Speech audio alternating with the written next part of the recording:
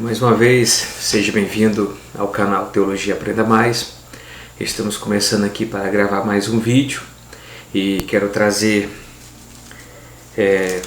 para esse debate, para essa reflexão, o título que traz Destino Final do Justo, tá? E eu peço que você se inscreva no nosso canal Teologia Aprenda Mais, deixe o seu like, compartilhe nossos vídeos, curte, os vídeos que já estão aí já no nosso canal Teologia Aprenda Mais, na playlist, E também temos aqui as Respostas Apologéticas série 1, tá lá também, você pode acessar os vídeos que estão todos lá. Essas gravações que nós estamos fazendo agora, essas futuras, essas que estamos fazendo, faz parte da Resposta Apologética série 2, Mas temos bibliologia, tem muitos assuntos importantes que está dentro do nosso canal, tá ok? Então eu convido para que você possa curtir, você possa estar se inscrevendo em nosso canal, Teologia Aprenda Mais. Então, eu quero analisar aqui o texto aqui o texto de Lucas, Lucas 16, 19 e 31. Vou fazer uma leitura rápida, do texto, tenho aqui a Bíblia do meu lado aqui. E o Lucas 16, versículo 19, Ora, havia um homem rico, porque eu vou falar sobre o destino final do justo.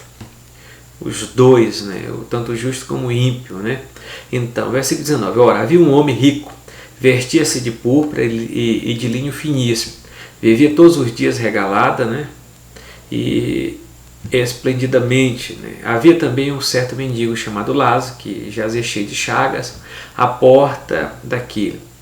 Desejava alimentar-se com as migalhas que caíam da mesa do rico, Os próprios cães vinham lamber-lhe a chaga. E aconteceu que o mendigo morreu e foi levado pelos anjos para o seio de Abraão. E morreu também o rico e foi sepultado. E no Hades ergueu os olhos, estando em tormento, e viu de longe, ouviu a longe Abraão e a Lázaro no seu seio, E clamando e disse: Abraão, meu pai. O rico chamou Abraão de pai. Então o rico era um judeu, era um israelita, E clamando e disse: Abraão, meu pai. Era um israelita, era um judeu. Tem misericórdia de mim. Manda Lázaro que molhe na água a ponta do seu dedo e me refresca a língua, porque estou atormentado nessa chama. E diz, porém, Abraão: filho. Abraão chama ele de filho, Lembra-te de que recebeste os teus bens em tua vida, e Lázaro somente males, e agora esse é o consolo, esse é consolado e tu atormentado. Além disso, está posto um grande abismo entre nós e vós, um grande abismo, entre vós e vós, de sorte que o que quisesse passar daqui para vós não poderia, e nem tampouco de lá passar para cá. E disse-lhe: rogo-te, pois, ó pai, que mande a casa de meu pai, Pois tenho 5 irmãos, para que lhe dê testemunha, a fim de que não venha também para esse lugar de tormento. Disse-lhe Abraão: eles têm Moisés e os profetas, e ouçam-nos. E disse ele: não, Abraão, meu pai, mas se algum dos mortos fosse ter com eles, arrepender-se-iam. Então o rico foi para lá por falta de arrependimento, se arrependeu. Porém Abraão lhe disse: se não houve Moisés e os profetas, tampouco acreditarão, ainda que algum dos mortos o ressuscite. Isso aqui é um fato muito grande, ainda que um morto ressuscite. Então tem Moisés e os profetas. Moisés aqui e os profetas aqui é uma referência ao Antigo Testamento, essas duas partes principais aqui, da Torá, que faz os 5 livros de Moisés, que é o Pentateuco, Gênesis, Êxodo, Levítico, Número, Deuteronômio. E essa segunda parte importante da Bíblia hebraica, da Taná, que é os profetas, que são nossos 17 profetas, mas na Bíblia hebraica tem os profetas anteriores e posteriores, Então tem a divulgação da verdade através da palavra de Deus. Então fala de um local de tormento e um local de consolo nesse texto, Mas o rico é um filho de Abraão, e Abraão chama ele de filho também. Então é um judeu, é um israelita. Jesus está fazendo aqui um contraponto, aos fariseus, acerca do destino final, acerca de uma vida futura, Então, vamos analisar a vida depois da morte, alguns conceitos, algumas opiniões, São vários, né? São vários os argumentos que reforçam a doutrina bíblica sobre a vida além túmulo, né? Então, a primeira opinião, argumento histórico. Dentro do argumento histórico, se a questão da vida além morte estivesse fundamentada apenas em teorias e conjecturas filosóficas, ela já teria desaparecido, mas as provas da crença da imortalidade está impressa na experiência da humanidade, né? O segundo argumento, né, o argumento teleológico, procura provar que a vida do ser humano tem uma finalidade além da própria vida física, algo que vai além da matéria de nossos corpos, né? É a parte espiritual. Quando Jesus Cristo aboliu a morte e trouxe à luz a vida, e a incorrupção estava de fato desfazendo a morte espiritual e concedendo vida eterna. A imortalidade, a vida humana tem uma finalidade superior, uma razão de ser, um desígnio, né? É o argumento teleológico. O terceiro argumento é da vida depois da morte, é o argumento moral. Há um governo moral dentro de cada ser humano chamado consciência que rege as suas ações. Sua existência dentro do espírito humano indica sua função interna como um sensor moral, aliado à soberania divina. Esse é um pensamento do argumento moral. O argumento metafísico. Os elementos imateriais do ser humano denunciam o sentido metafísico de que compõe a alma e o espírito. Esses elementos são indissolúveis. Portanto, como evitar a realidade da vida além da morte? É impossível. A palavra imortalidade no grego é atanásia, né? Significa literalmente a ausência da morte. No sentido pleno, somente Deus possui a vida total, imperecível e imortal. É o que está em 1 Timóteo 1,17. Ele é a fonte de toda a vida eterna. Ninguém mais pode dá-la no sentido relativo. O crente possui imortalidade, conquistada pelos méritos de Jesus no Calvário, né? Então está o argumento metafísico. Agora vamos colocar aqui o que não é estado intermediário, o período entre a morte e a ressurreição. O que não é estado intermediário é o que? Não é purgatório. O que não é estado intermediário não é purgatório. Então, o purgatório não é um estado intermediário. Por quê? O que é o purgatório, né? O que significa purgatório? O purgatório é uma heresia lançada, né, pelos romanistas para identificar o Sheol Hades como lugar de prova ou de segunda oportunidade para as almas daquelas pessoas que não conseguiam se purificar o suficiente para galgar o céu. Declara a doutrina romana que é uma forma desses mortos seres provados e submetida a um processo de purificação. Entretanto, essa doutrina não tem base na Bíblia e é feita sobre a premissa falsa. Se o purgatório fosse uma realidade, então a obra de Cristo não teria sentido completo. Isso é fato, claro. Se alguém quer garantir sua salvação eterna, precisa garanti-la em vida física. Depois da morte só resta o juízo, só resta a ressurreição, como está narrado em Hebreus capítulo 9, 27. Outra questão que também é uma heresia, né, que não é estado intermediário entre a morte e a ressurreição, não é o limbus patrio, né? O vocábulo limbus significa borda, orla, né? A ideia é paralela ao purgatório. Foi criada pelos católicos romanos para denotar um lugar na orla, na borda do inferno, onde as almas dos antigos santos ficavam até a ressurreição. Ensina ainda essa igreja que o limbus patrio, pais, né, era aquela orla do inferno onde Cristo desceu após a sua morte na cruz para libertar os pais, os santos do Antigo Testamento, do seu confinamento temporário, levados em triunfo para o céu. Identifica o seio de Abraão como sendo o limbus patrio, mas o limbus patrio não tem apoio bíblico e nem existe uma orla para os pais santos antigos. Isso é sem base em fundamentos bíblicos, né? O terceiro lugar também não é o limbus infantus. O catolicismo hoje até mais não usa mais essa doutrina a partir de Bento XVI. A palavra infantos refere-se à criança. Na doutrina romana havia um Sheol Hades, né, um lugar especial da habitação das almas de todas as crianças não batizadas. Segundo essa doutrina, nenhuma criança não batizada pode entrar no céu, a criança pagã que não foi batizada, né? Por outro lado, inacessível a ideia de limbus infanto como lugar de prova também para a criança. Não tem base e apoio bíblico, né, para essa doutrina. E a outra coisa também que não é estado intermediário entre o período entre a morte e a ressurreição é o que? Não é um estado para a reencarnação, que é uma doutrina herética, uma doutrina espírita, né? Não é um lugar de migrações e perambulações espaciais. Os espíritas gostam de usar o texto de Lucas 16, 22, 23 para afirmar que os mortos podem ajudar os vivos. Mas Jesus, ao ensinar sobre o assunto, declarou que era impossível que Lázaro ou algum outro que estivesse no paraíso saísse daquele lugar para entregar a mensagem aos famílias do rico. Jesus disse que os vivos tinham a lei e os profetas, isto é, eles tinham as escrituras. Os mortos não podem sair de seus lugares para se comunicarem com os vivos.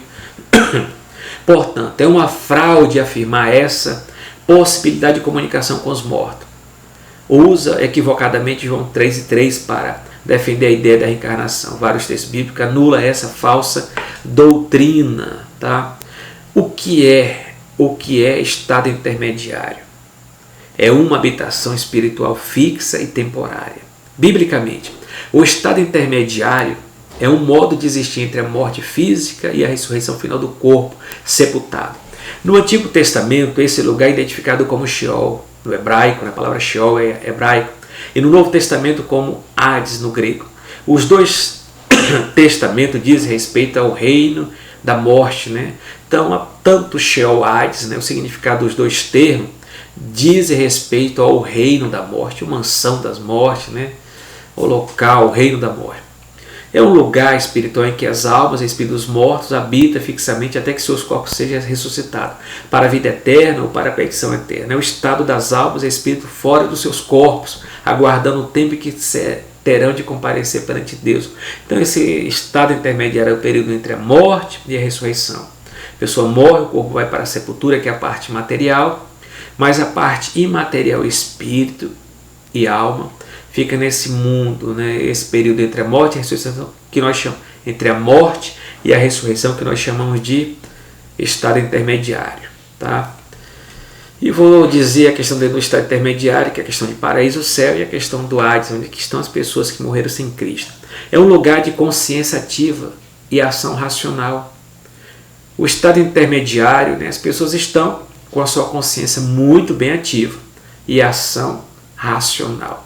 Segundo Jesus descreve esse lugar, o rico e Lázaro participam de uma conversação no Sheol Hades, estando apenas em um lado diferente. O apóstolo Paulo descreve que no tanger a salvação como lugar de comunhão com o Senhor, a Bíblia denomina como lugar de consolação. Seio de Abraão ou paraíso. Quando fala seio de Abraão, é a fazenda de Abraão, né? O local de repouso de Abraão. Né? Vamos dizer o seguinte, é a fazenda, o local de consolo, né? Onde que Abraão repousava, né, sua cabeça, um local que trazia paz para ele. Então, nesse sentido, a questão de ser de Abraão. Se fosse um lugar neutro para as almas, espíritos mortos, não haveria razão para Jesus identificá-lo como o nome que deu. Da mesma forma, né, que não teria razão de ser se não houvesse consciência naquele lugar. Rejeita, segundo a Bíblia, a teoria de que o Sheol, Hades, é um lugar de repouso. Nada disso. Um repouso inconsciente. A Bíblia fala dos crentes falecidos como os que dormem no Senhor. Né? E isto não refere a uma forma de dormir inconsciente, mas de repouso, de descanso. As atividades existenciais no Sheol Hades não implicam que os mortos possam sair daquele lugar, mas que estão retidos até a ressurreição de seus corpos para apresentar perante o Senhor. Vou falar agora a questão. Uma questão que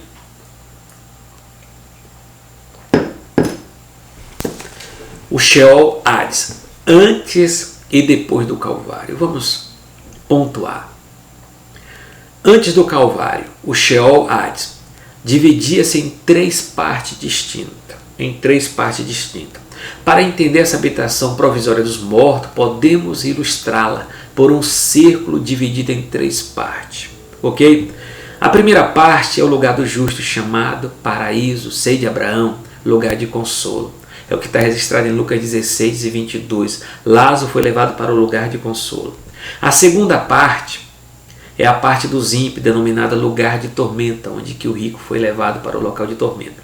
A terceira fica entre os dois, né? A terceira fica entre a do justo e a dos ímpios, e é identificada como lugar de treva, lugar de prisões eternas, né? E abismo. Podia ter a questão do texto de Lucas 16 e 26 que fala desse abismo. A gente podia colocar a questão de 2 Pedro 2 e 4 e Judas 6, né? Esse grande abismo que separa esses dois locais, o local do justo, né? E o local de consolo do justo, o local de tormento. Então, colocando agora, nessa terceira parte, foi aprisionada uma classe de anjos caídos, a qual não sairia desse abismo, senão quando Deus permitir nos dias da grande tribulação. E não há qualquer possibilidade de contato com esse espírito caído, habitado no poço do abismo, né? Mas uma coisa é certa, Lázaro morreu, foi levado para um local de consolo, para o seio de Abraão. Isso foi antes do Calvário. O rico morreu, foi levado para um local de tormento chamado Hades, que em algumas traduções traz o nome de inferno, né? Então agora o Sheol Hades, depois do Calvário. Houve uma mudança dentro do mundo das almas, espíritos mortos, após o evento do Calvário. Quando Cristo enfrentou a morte e a sepultura e as venceu, efetuou uma mudança radical no Sheol Hades. Efésios 4 e 9, né? Apocalipse 1 e 17. A parte do paraíso foi trasladada para o terceiro céu na presença de Deus. Então o paraíso onde que está? No terceiro céu. Onde que você pode ver isso? Abrir a sua Bíblia. Em 2 Coríntios, capítulo 12, versículo 2 e 4. Onde que está o paraíso? Está no terceiro céu. Separando-se completamente das partes inferiores onde continua os ímpios mortos. Somente o justo goza dessa mudança em esperança para o dia final, quando esse estado temporário se acabará e verão para sempre com o Senhor num corpo espiritual ressurreto. Ok? Quando a pessoa morria, ela ia o Sheol Hades, né? Antes do Calvário. Antes do Calvário, quando a pessoa morria, ia para o seio de Abraão. E quando a pessoa morria sem Cristo, ia para o Hades, como foi sepultado, como foi levado o rico, né? Então, a questão dessa doutrina, né, que traz todo esse contexto, né, para se pensar, nós possamos colocar o seguinte: antes e depois do Calvário. O Sheol Hades, antes e depois do Calvário. Então, quando a pessoa morre hoje, a pergunta é: quando a pessoa morre hoje? Quando a pessoa morre hoje, nós lembramos de uma coisa, o que está registrada, a questão do ladrão da cruz, né? O antes e o depois do Calvário. Quando a pessoa morria antes do Calvário, que fosse um justo, né, ia para o seio de Abraão, como Lázaro foi. Se fosse um ímpio que morreu sem arrependimento, como o rico morreu sem arrependimento, ia para um local de tormento, que é chamado Hades. Ponto. Agora, depois do Calvário, as pessoas que morrem em Cristo não vão mais para o seio de Abraão, vão para o paraíso, que está no terceiro céu, registrado em 2 Coríntios capítulo 12, versículos 6 e 4. Ok? Mas quando as pessoas morrem sem Cristo, elas vão para o Hades, que continua no mesmo lugar, que é um local de tormento, que é um inferno provisório. Mas aqueles que morrem em Cristo vão para o paraíso junto de Deus. O ser humano hoje, quando morre, ele está no paraíso só com a parte imaterial, espírito e alma. O seu corpo está esperando a ressurreição até o último dia. Então, ele está ele está de forma imparcial. O homem é um ser biforme, né, que tem duas formas. Uma forma imaterial, espírito e alma. Quando morre, que for morrer em Cristo, ele vai para o paraíso. A forma material dele, que é o corpo, vai para a sepultura esperar a ressurreição. Se ele morrer sem Cristo, a forma imaterial, espírito e alma vai para o Hades, o lugar de tormento, o inferno provisório, até o juízo final. Que esperamos em Cristo, o meio de salvação, de esperança, que possamos viver essa esperança de vida eterna e procurar o destino correto em Cristo, que é a única solução para a humanidade. Obrigado pela oportunidade, curte o nosso canal, acesse e curte os demais vídeos que aqui estamos, aqui mais uma provocação e um pensamento. Obrigado e até mais. Shalom, a paz do Senhor.